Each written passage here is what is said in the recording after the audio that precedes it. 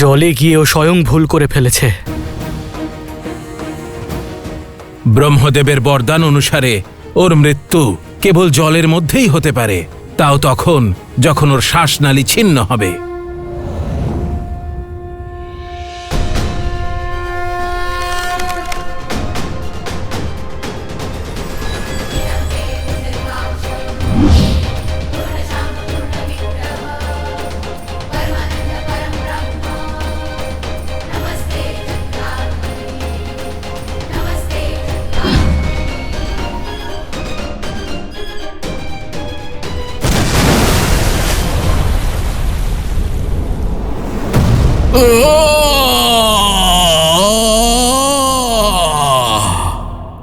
পিতা, পিতা!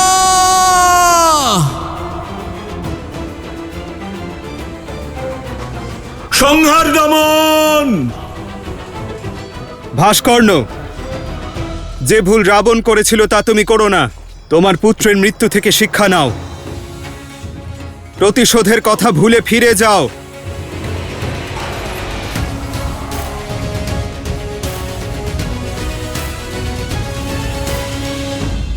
লক্ষণ, তুমি আমার প্রাণ, আমার প্রিয় পুত্র সংহার দমনকে বধ করেছো। এবার আমার প্রকোপ থেকে তোমাদের দুই ভাইকে কেউ বাঁচাতে পারবে না, কেউ না। ভাস্কর্ণ, এই ক্রোধই তোমার বিনাশের কারণ হবে। কারণ সত্য এবং ধর্মের সম্মুখে তোমার এই মিথ্যে অহংকার অবশ্যই ধ্বংস হবে। আজ তোমার অত্যাচার আর আতঙ্ক ধ্বংস হবেই ভাস্কর্ণ।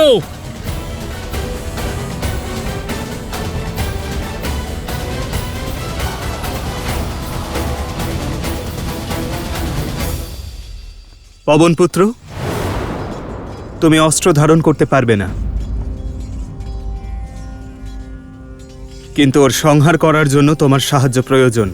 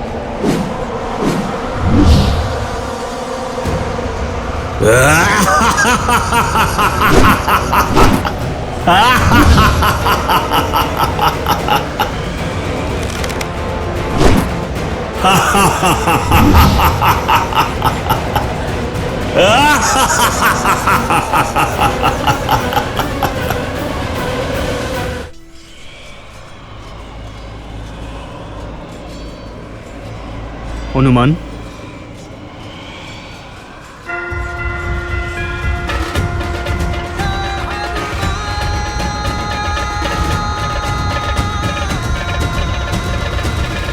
পিতা পবনদেব প্রকট হন।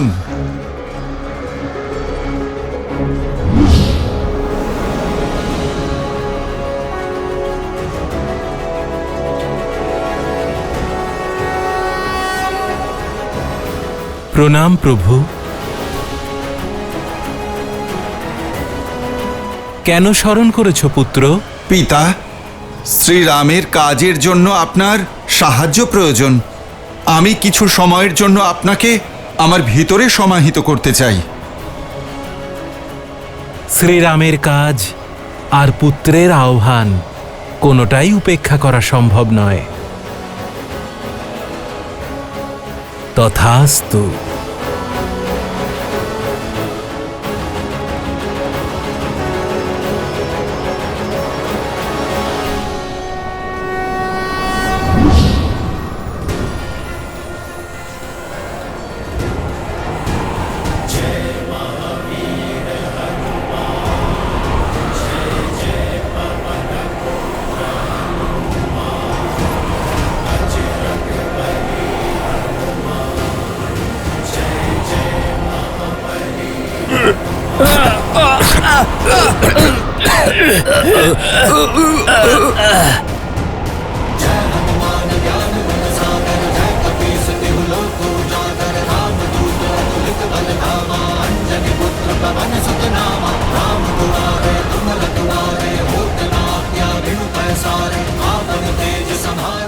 দাদা, যদি আমরা আর দেরি করি তাহলে হয়তো আমাদের সকলের বিনাশ হতে পারে।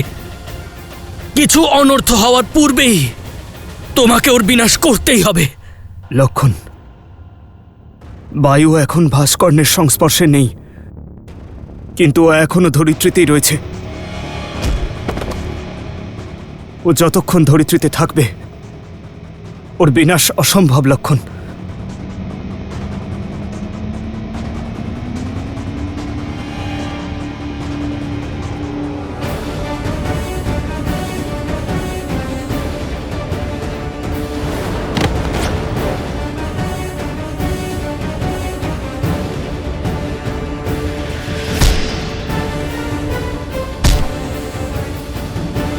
দাদা, প্রহার করো।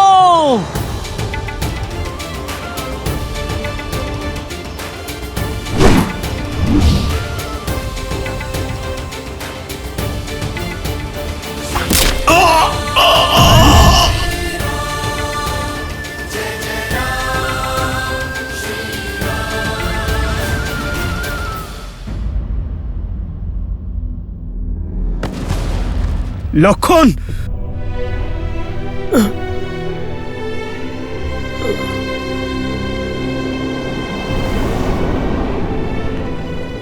লক্ষণ, লক্ষণ,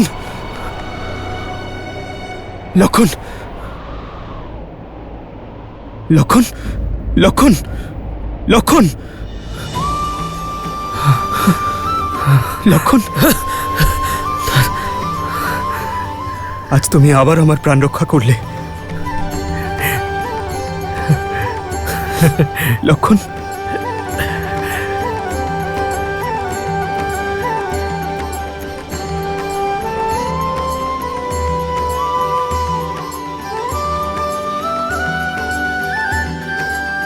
দাদা, তোমার জয়লাভ করার জন্য মৃত্যুর কাছে পরাজয় জয়লাভের সমান।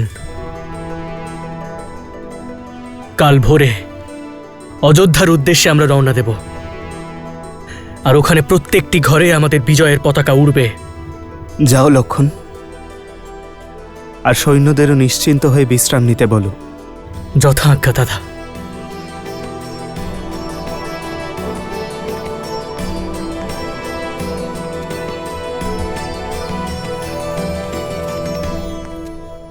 যুদ্ধ এখনো সমাপ্ত হয়নি লক্ষণ। যুদ্ধ তো আরম্ভ হবে, সেই যুদ্ধ যে যুদ্ধের জন্য অযোধ্যা থেকে আমি এত দূরে এসেছি।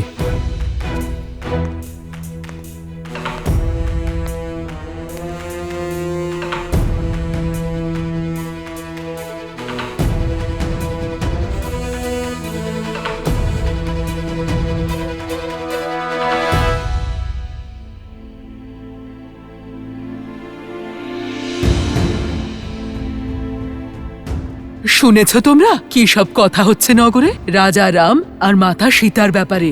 হ্যাঁ, আমার স্বামীও আমাকে রাজমহলে সেবার কাজ ছাড়ার জন্য নির্দেশ দিয়েছেন। এমনিও শ্রীরাম তার প্রেমের মোহে কোনো অন্যায় দেখতেই পাচ্ছেন না। উনি তো যে কোনো নীতি বানাতে পারেন, কেউ ওনাকে আটকাবে? ওনার নামে কেউ এরকম কথা কি করে বলতে পারে?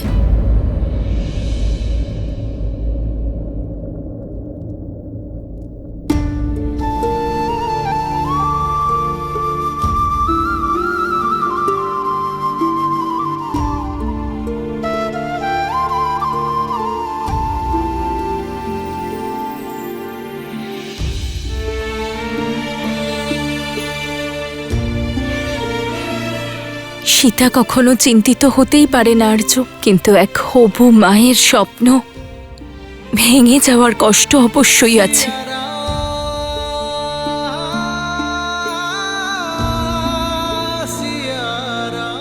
তোমার ব্যাকুলতার আভাস পাচ্ছি আমি সীতা, কিন্তু আমার একজন রাজার কর্তব্যের সঙ্গে সঙ্গে আমার সন্তানদের আসরিক শক্তির হাত থেকেও রক্ষা করতে হবে। আর এই কার্য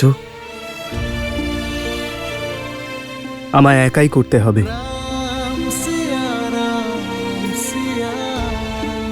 নিজের প্রজাদের মঙ্গলের জন্য রাম মৃত্যুও বরণ করবে।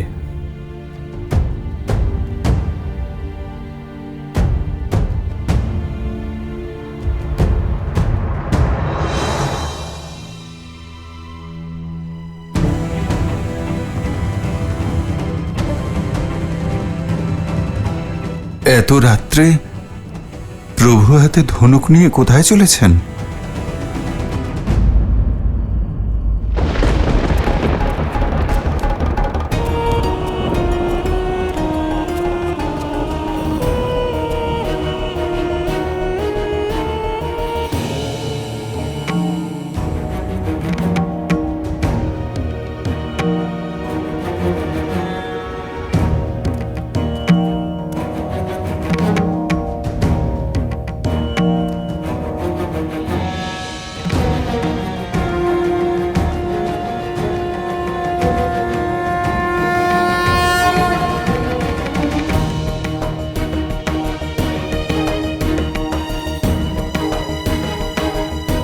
আপনি অযোধ্যার মহারানী দেবী সীতা। আপনার ব্যথিত হওয়া প্রজাদের পক্ষে হিতকর নয়। প্রজাদের নিয়েই আমি চিন্তিত গুরুবর। প্রজাদের মনের মধ্যে মলিনতা প্রবেশ করছে, আর মনে আশঙ্কার বীজ বপন হয়েছে। এই রাম রাজ্যে কোন আসরিক শক্তি তার প্রভাব বিস্তার করছে গুরুবর?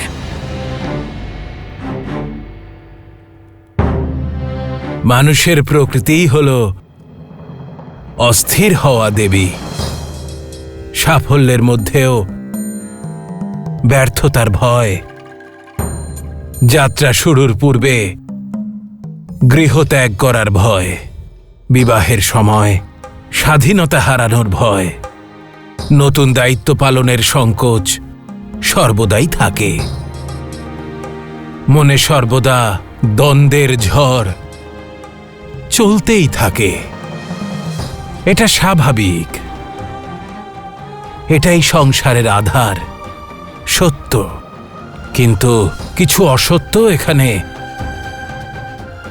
উপস্থিত থাকে।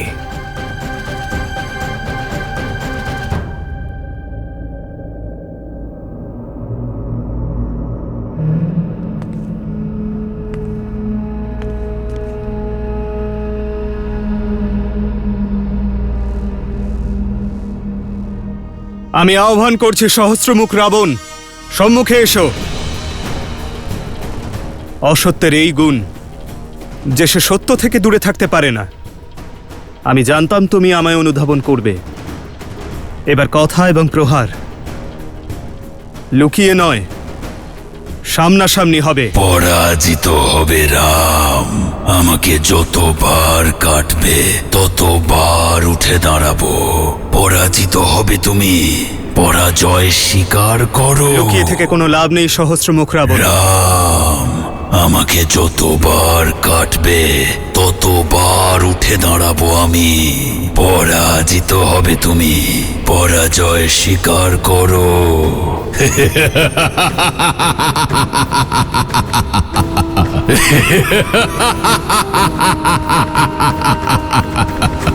রামরাজ্যের প্রজারাও কি ভয়ের সাথে জীবনযাপন করবে? এখানেও কি সত্য আর অসত্যের ভেদ এত কমে যাবে যে উচিত আর অনুচিতের বোধও চলে যাবে? রঘুবংশের রাঘবের জয়ের পরেও প্রশ্নের উদ্ভব হবে গুরুবর। রাম সিংহাসনে অবশ্যই বসেছে দেবী, কিন্তু যে কোনো অভূতপূর্ব কাজই সফল হতে সময় লাগে। রামরাজ্য স্থাপিত হতেও আরো সময় লাগবে। ধর্ম আর কর্মের অমৃত ধরায় সিঞ্চন করতে হবে। রামকে এখনো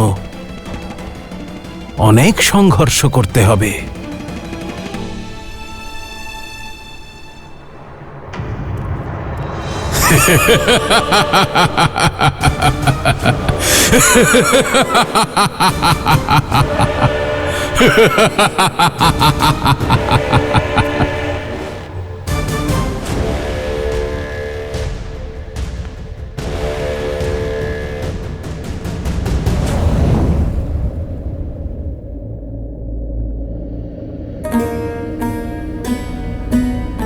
মৃত্যু তোমার অতি নিকটে ঘোরাফেরা করছে রাম।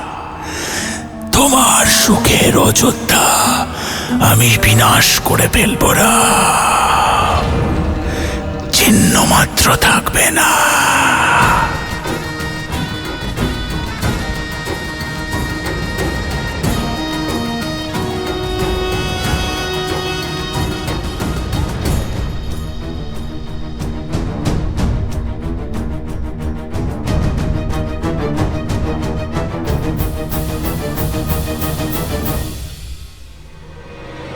মৃত্যু তোমার অতি নিকটে ঘোরাফেরা করছে রাম।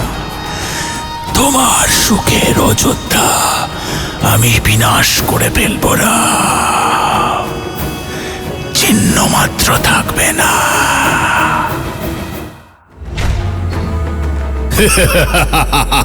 আমাকে বধ করা এতটাই সোজা রাম। কোনো অস্ত্র, কোনো শস্ত্র আমাকে বধ করতে পারবে না, কারণ আমি শরীর নই, একটা ভাবনা রাম।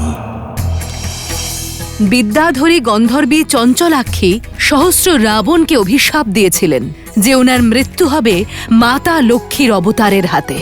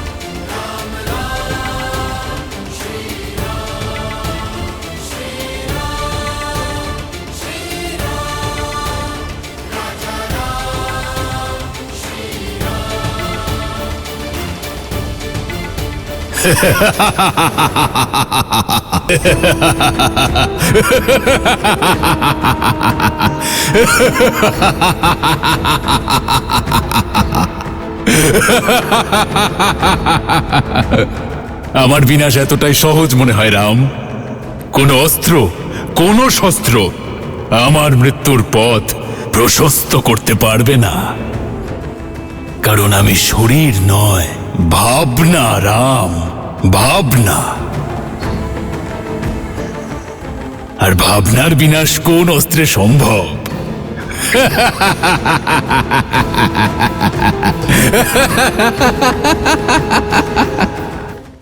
অনেক দেখেছি তোর ছলনা, এবার তুই দেখবি মাতা সীতার এই পুত্রের শক্তি। রাঘবের স্ত্রী দূষিত।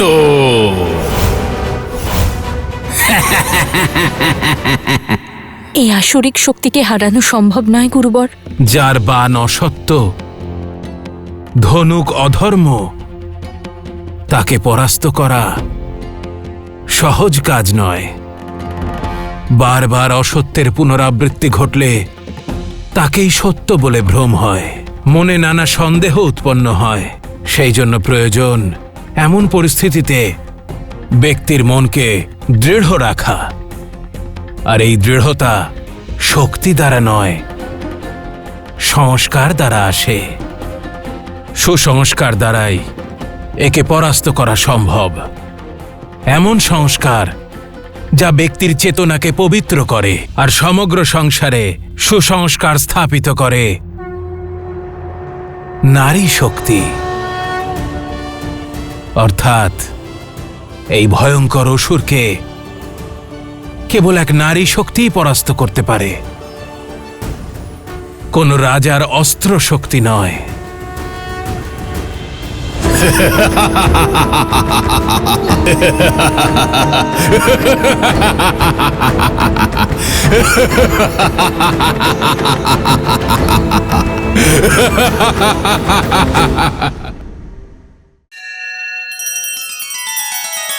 श्री रामचंद्र कृपालु भजु मन हरण भव भय दारुणम नव कंज लोचन कंज मुख कर कंज पद कंजारुणम।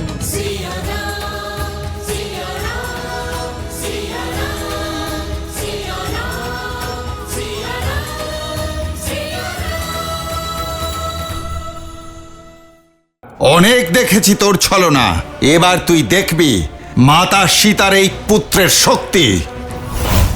রাঘবের স্ত্রী দূষিত।